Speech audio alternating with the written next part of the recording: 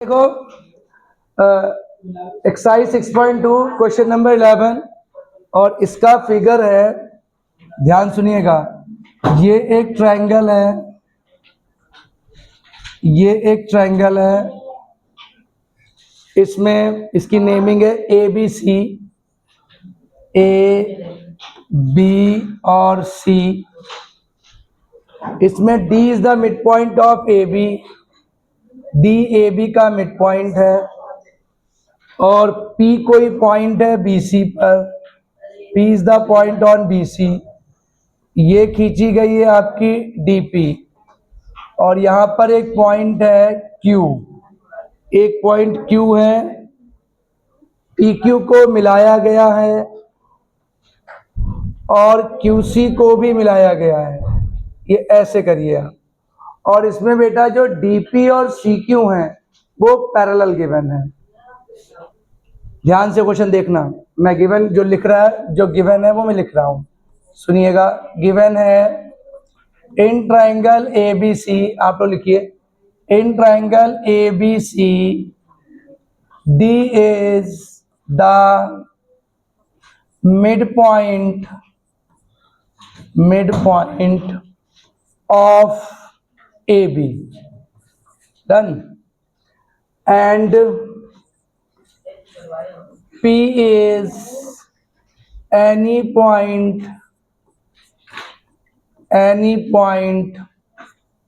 on BC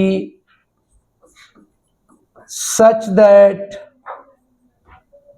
DP parallel to QC। ये हमको इतना इंफॉर्मेशन गिवन है और हमको प्रूफ करना है। टू प्रूफ पे आइए, जो हमको प्रूफ करना है। टू प्रूफ में बेटा area triangle BPQ, triangle BPQ is equal to half area ABC। ये बेटा हमको प्रूफ करना है, area BPQ half area ABC। तो बच्चों इस क्वेश्चन में हम दो कॉन्सेप्ट लगाएंगे और ध्यान से इन दोनों कॉन्सेप्ट को सुनो। इस ट्रायंगल में हम दो कॉन्सेप्ट यूज करेंगे। रुद्रांश देखिए, सबसे पहले एक ट्रायंगल का जो मीडियन होता है वो इस ट्रायंगल को दो इक्वल पार्ट्स में डिवाइड करता है। ट्रायंगल का मीडियन उसको दो इक्वल एरिया के ट्रायंगल्स में डिवाइड करता है, या कह दीजिए दो इक्वल पार्ट्स में डिवाइड करता है। उसके बाद दो पैरेलल लाइंस के बीच में अगर एक ही बेस पर कोई दो ट्रायंगल्स लाई करते हैं तो उन दोनों ट्रायंगल्स के एरिया सेम होते हैं। अगेन, अगर दो पैरेलल लाइंस के बीच में कोई दो ट्रायंगल एक ही बेस पर लाई करते हैं तो दोनों ट्रायंगल्स के एरिया सेम होते हैं। इसका रीजन भी यही है कि 1/2 base into height, height same रहेगा, बेस सेम रहेगा, तो 1/2 बेस इंटू हाइट वाले फॉर्मूले को जब लगाएंगे तो दोनों ट्रायंगल्स का जो एरिया होगा वो सेम होगा। दो कॉन्सेप्ट यहां पर यूज होंगे। कहां पर DP आएगा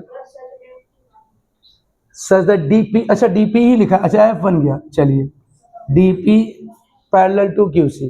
ओके, अब आप आइए, सबसे पहले आपको मैं प्रूफ में लिखूं इससे पहले मैं आपको कुछ बातें बता दूं। देखिए, लिखिएगा इन ट्रायंगल ABC, आप देखिएगा। अच्छा, कंस्ट्रक्शन भी कराना इसमें। अब इसमें बेटा हमें कंस्ट्रक्शन कराएंगे और DC को ज्वाइन करेंगे, join DC।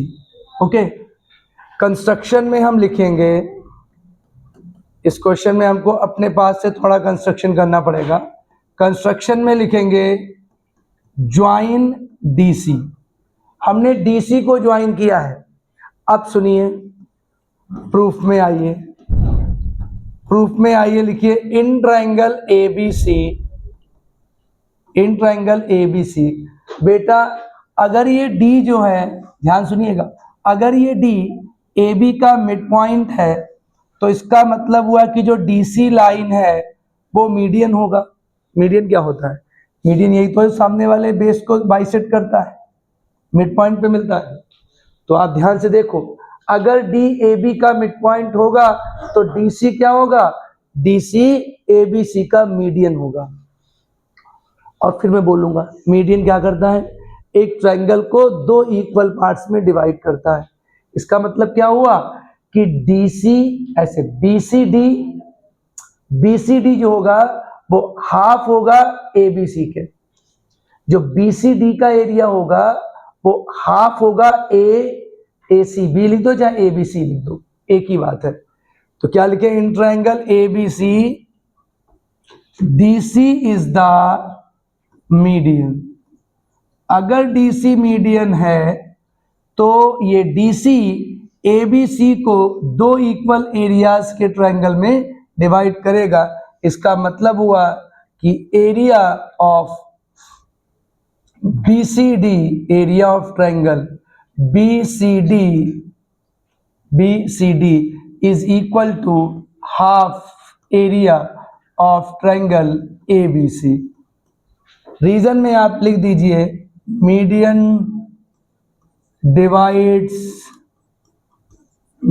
Divides the triangle in two equal parts। ये आप रीजन लिख दीजिए, median divides the triangle in two equal parts. इसका मतलब BCD का जो एरिया हुआ है वो हाफ हो गया ABC का। इसको बेटा फर्स्ट इक्वेशन मानो और यहीं पर रोक दो। अब आप हमारी बात सुनो, दूसरा केस क्या बताया था, अगर दो पैरेलल लाइन के बीच में कोई दो ट्रायंगल लाई करते हैं जिनका बेस सेम होता है तो दोनों ट्रायंगल्स के एरिया सेम होते हैं। क्या बोला मैंने, अगर दो ट्रायंगल एक ही बेस पर लाई करते हैं बिटवीन टू पैरेलल्स तो दोनों ट्रायंगल के एरिया सेम होते हैं। मतलब ये हुआ, एक काम करते हैं, पहले इसको BCD को तोड़ लेते हैं। BCD को तोड़ो BPD में और CPD में। BCD ट्रायंगल को, इसकी जगह पर मैं एरिया BCD को तोड़ता हूं, एरिया ट्रायंगल BPD, मतलब पहले BPD लिया plus area triangle CPD is equal to half. अब यहां पर इसको फर्स्ट इक्वेशन ना मानो, अभी इसको हटाइए यहां से, हाफ एरिया ट्रायंगल ABC। मैंने इस वाले स्टेप में क्या किया, अब इसको आप फर्स्ट इक्वेशन मानो। बेटा मैं एक बार बता दूं मैंने क्या किया, मैंने BCD को BPD प्लस CPD में ब्रेक कर दिया। अब आप जो मैं बोल रहा था वो वाले कॉन्सेप्ट पे आइए, मैं इसको हटा रहा हूं। पहले कॉन्सेप्ट ये कहा था मैंने कि अगर कोई दो ट्रायंगल दो पैरेलल लाइंस के बीच में आते हैं और दोनों ट्रायंगल्स का बेस अगर सेम होता है तो उन ट्रायंगल्स के एरिया सेम होंगे। तो DP और CQ कोई दो पैरेलल लाइन है और इन पैरेलल लाइन के बीच में एक हमारा CPD और QPD, ये दो ट्रायंगल लाई कर रहे हैं, दोनों का बेस DP है और दोनों पैरेलल लाइंस के बीच में है। इसका मतलब इनका एरिया सेम होगा। तो आप इसके बाद लिखिएगा एरिया, मैं इसको यहां पे नहीं लिखता हूं, लिखिएगा area CPD, area triangle CPD is equal to area triangle QPD। क्यों, रीजन में क्यों डालोगे, बोथ ट्रायंगल्स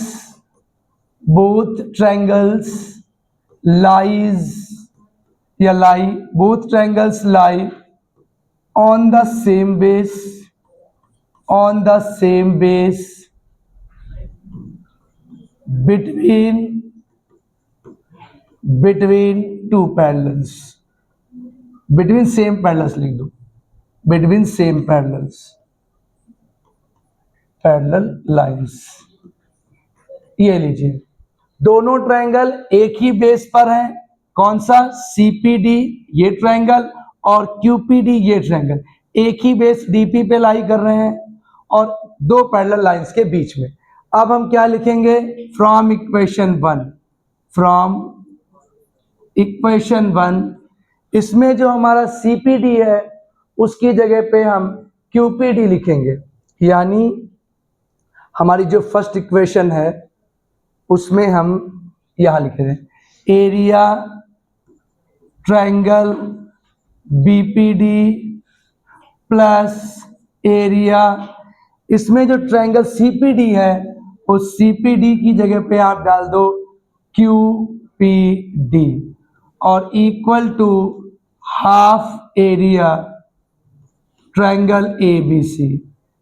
बच्चों इसके बाद आप सुनो, इन दोनों का जो सम होगा, मतलब बीपीडी और क्यूपीडी का जो सम होगा वो सीधा हमारा क्या बन जाएगा, बीपीक्यू बन जाएगा। बस हमें यही प्रूफ करना था, इन दोनों का सम बनेगा area triangle BPQ is equal to half area triangle ABC, और ये हमारा प्रूफ हो गया, हैंस प्रूव्ड। ध्यान से करिएगा, इसमें दो कॉन्सेप्ट लगे हैं। देखिए बेटा, अब हम लोग एरिया ऑफ सर्कल पर चलते हैं। तो बेसिक बातें देख लो, आपको मालूम होगा कि एरिया ऑफ सर्कल क्या होता है, पाई आर स्क्वायर। सर्कल तो आप जानते हैं, हम आपको अच्छे से पढ़ा चुके हैं। सर्कल का एरिया होता है पाई आर स्क्वायर, ये सर्कल की रेडियस है और उसका एरिया होता है पाई आर स्क्वायर। अब किसी क्वेश्चन में जो भी कॉन्सेप्ट आएगा हम आपको साइड में वो कॉन्सेप्ट बता देंगे, क्योंकि इस एक्सरसाइज में बहुत अलग अलग कॉन्सेप्ट हैं। हमको सेगमेंट, सेक्टर जो हम 10th क्लास में पढ़ते थे वो भी हमें यहाँ पे पढ़ने पड़ेंगे। सेक्टर का एरिया, सेगमेंट का एरिया, क्वाड्रेंट का एरिया, ओके, ये सारे हमको पढ़ने हैं। तो पहले आइए 6.3, एक्सरसाइज 6.3 और क्वेश्चन नंबर 1। क्या है question number 1, find the area of the sector of circle, radius 7, sector angle. तो पहले आप सेक्टर समझ लो होता क्या है। मैं पहले आपको सेक्टर के बारे में थोड़ा सा बता रहा हूं। सेक्टर ऑफ सर्कल, बेटा आपने पिज्जा खाया है तो पिज्जा की जो एक स्लाइस होती है वो सेक्टर होती है, यानी यस, यानी ये सर्कल है, ये उसका सेंटर है, एक ये रेडियस, एक ये रेडियस, और ये बोलते हैं सेक्टर एंगल। तो नहीं बेटा 1K पे पिज्जा खिलाएंगे, चलो ठीक है, चलो ठीक है, कोई बात नहीं, खिला देंगे पिज्जा, पिज्जा खिला देंगे भाई, पार्टी दे देंगे, डन। 1K पर 1K, चलो ठीक है। देखिए एक ये सेक्टर है थीटा, अब इसको बोलते हैं बेटा सेक्टर एंगल। अब एरिया ऑफ सेक्टर, इसको कहीं साइड में बेटा आप लिख लो, एरिया ऑफ सेक्टर। तो सेक्टर का एरिया होता है theta upon 360 into pi are square, और इसी को बेटा हम सेक्टर, ये माइनर सेक्टर है और ये वाला होता है मेजर सेक्टर, मेजर सेक्टर, और ये वाला बेटा होता है minor sector, minor sector.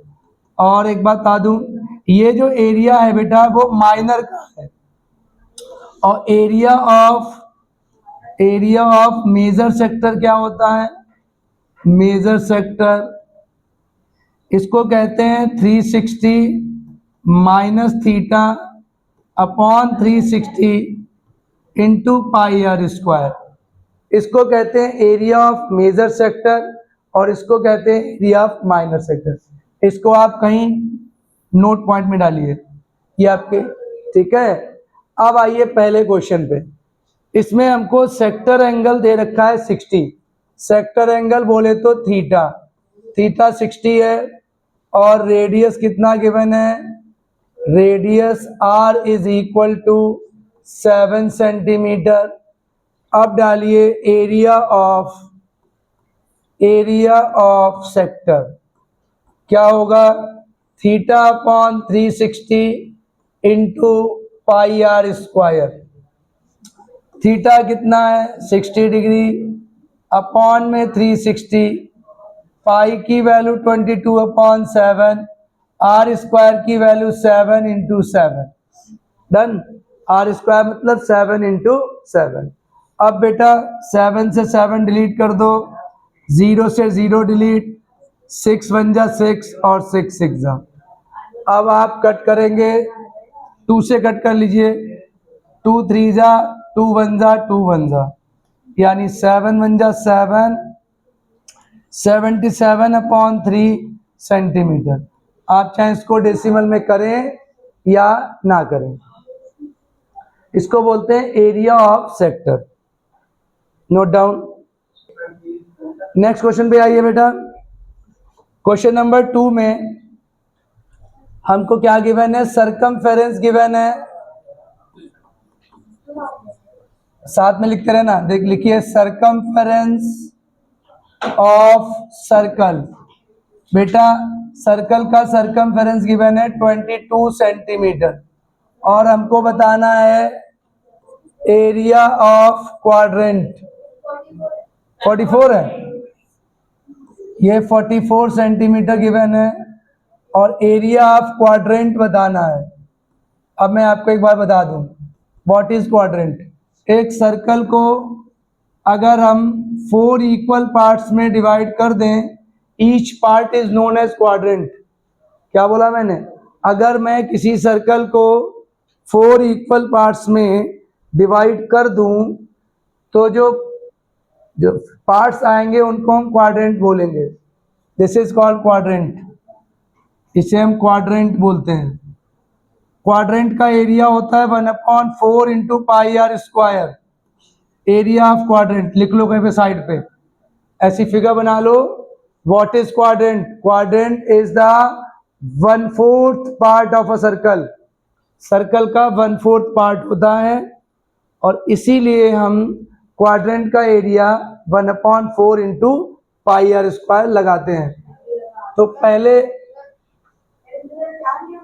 4 years, अगर हम सर्कल को 4 इक्वल पार्ट्स में डिवाइड करें तो each part will known as quadrant.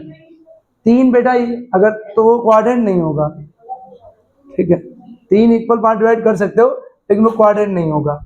अब पहले सरकमफेरेंस निकालो बेटा, सरकमफेरेंस ऑफ सर्कल। बेटा क्या होता है इसका फॉर्मूला, 2 पाई आर। सर्कल का सरकमफेरेंस 2 पाई आर होता है, और सरकमफेरेंस गिवन कितना है 44। दोनों को इक्वल डाल दो, 2 पाई आर इज इक्वल टू 44। क्यों, क्योंकि सरकमफेरेंस हमको 44 गिवन है, और सरकमफेरेंस ऑफ सर्कल होता है 2 पाई आर। वैल्यूज पुट करो, 2 पाई की वैल्यू 22/7, आर ऐसे रखो 44 इक्वल में। अब बेटा जब इन डिजिट्स को आप उधर शिफ्ट करोगे तो फ्रैक्शंस पलट जाएंगे, मीन्स 7 ऊपर जाएगा और 2 इंटू 22 नीचे आएगा, फ्रैक्शंस पलट जाएंगे। अब 22 से 44 काटोगे 2 आएगा, 2 से 2, आर की वैल्यू कितनी आ गई 7 सेंटीमीटर। अब आप निकालिए area of quadrant, area of quadrant.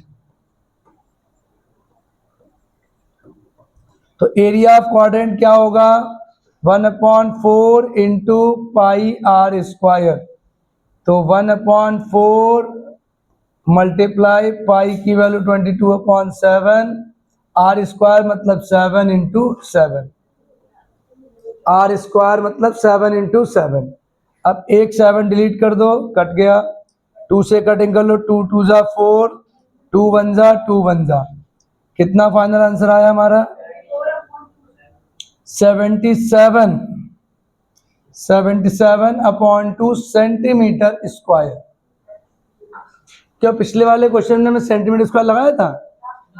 नहीं लगाया था, तो वो गलत है, गलती है हमारी, सेंटीमीटर स्क्वायर लिखना बेटा, क्योंकि एरिया की जो यूनिट होती है वो सेंटीमीटर स्क्वायर। इसको थोड़ा हाँ, वो वाला डिलीट कर दिया था क्या मैंने, हटा दिया था? चलो कोई बात नहीं, याद रखिएगा बेटा, हमने अभी तक पेरीमीटर पढ़ाते आए ना, तो वो ये आदत में आ गया है। तो एरिया का यूनिट स्क्वायर में होता है। चलिए नोट इट डाउन बेटा। अगला क्वेश्चन है, the length of the minute hand of a clock is 7 centimetre, find the area swept by minute in 10 minute, minute hand in 10 minutes. बेटा देखो, आप लोग, आप सबने वॉच जानते हो, आप लोग सभी घड़ी देख लेते हो, ये मान लेते हैं हमारी वॉच है, और इसमें ये मिनट हैंड है, और ये आपकी आवर हैंड है। तो मिनट हैंड जो होती है, जो पूरा राउंड लगाती है, पूरा कंप्लीट राउंड लगाने में वो कितना टाइम लेती है? 60 मिनट का टाइम लेती है। इसका मतलब ये हुआ कि वो 60 मिनट में एक कंप्लीट राउंड घूमती है। कंप्लीट राउंड घूमने का मतलब हुआ कि वो कंप्लीट एंगल बनाती है। ध्यान सुन लो, मिनट हैंड 60 मिनट में एक कंप्लीट राउंड लगाती है, इसका मतलब है कि वो कंप्लीट एंगल 360 डिग्री रिवॉल्व करती है 60 मिनट में। उसके बाद मिनट हैंड ने 10 मिनट में कितना एरिया स्वीप्ट किया, और मिनट हैंड की लेंथ भी हमको गिवन है 7 centimetre. Area swept by minute hand in 10 minutes. तो पहले मैं आपको एक बात बता दूं, जो मिनट हैंड की लेंथ होगी वो तो स्वेप्ट मतलब स्वेप्ट घूमी, स्वेप्ट किया, अरे ऐसे करके ये स्वेप्ट हो गया, कितना स्वेप्ट किया। देखिए पहले तो आप लिखिए मिनट हैंड की जो लेंथ है वो रेडियस होगी, length of minute hand. Question number 3, इसमें लिखिएगा लेंथ ऑफ मिनट हैंड, इसको आप आर कर दीजिएगा, ये आपका 7 सेंटीमीटर है।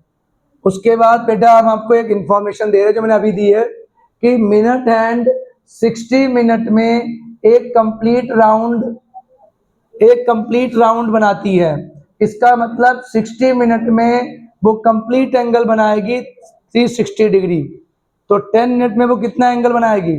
तो पहले तो हमें सेक्टर एंगल देखना है, कि मान लिया वो यहाँ से यहाँ तक राउंड हुई है 10 मिनट में, यहाँ से यहाँ तक, तो ये वाला हमें पहले एंगल ढूंढना पड़ेगा।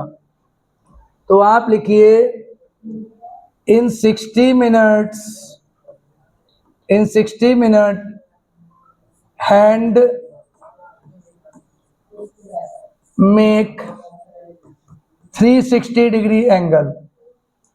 ओके, अब in one minute hand make 360/60 degree. तो इन 10 मिनट्स, तो वो 10 मिनट में कितना एंगल बनाएगी?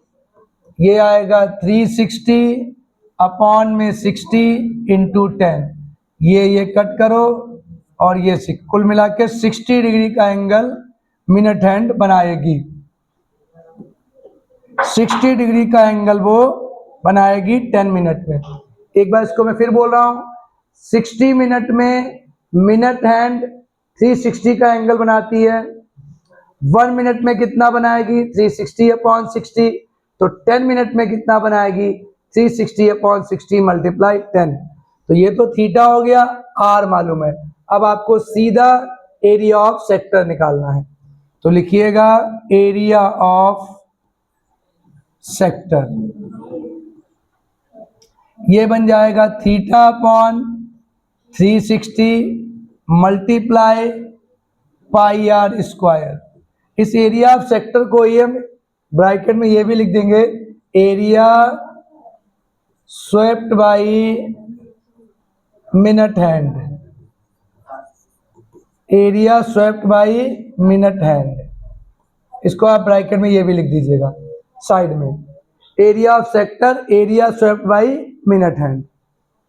अब थीटा की वैल्यू कितनी है 60 डिग्री, अपॉन में 360, पाई की वैल्यू 22/7, आर स्क्वायर कितना है 7 इंटू 7, कट करिए, 0 से 0 कट गया, 6 1 जा 6 6 जा, 7 से 7 कट गया, 2 1 जा 2 1 जा और 2 3 जा, ये आएगा 77/3 सेंटीमीटर स्क्वायर। ओके, ये आपका फाइनल आंसर है।